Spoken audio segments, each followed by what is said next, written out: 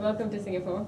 Thank you so much. Congratulations on your appointment as Swedish ambassador to Singapore. Thank you. Tell us a bit more about yourself.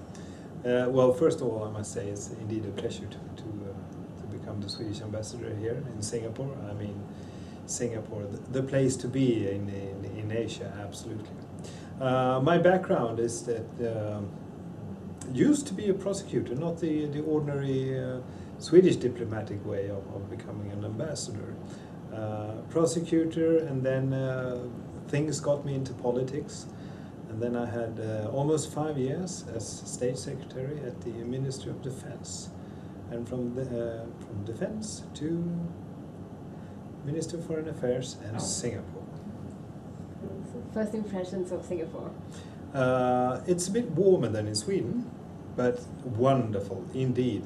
It's great to be here, and me coming from Stockholm, not as big city as Singapore, but I like when things happen, and it truly does in Singapore. What do you hope to get done in your new post? Any areas that you would like to specifically hope to dedicate yourself to? Well, I think first of all we have to have a basis of good and solid work within the embassy to give the service to all the people that get in contact with the Swedish embassy, and that must work in a proper way. It does, and we will of course continue to do that. And then of course to strengthen the mutual interest that Sweden and Singapore have in many different areas. To see that our countries, maybe both our countries, could be a little bit more prosperous together, working together for the future.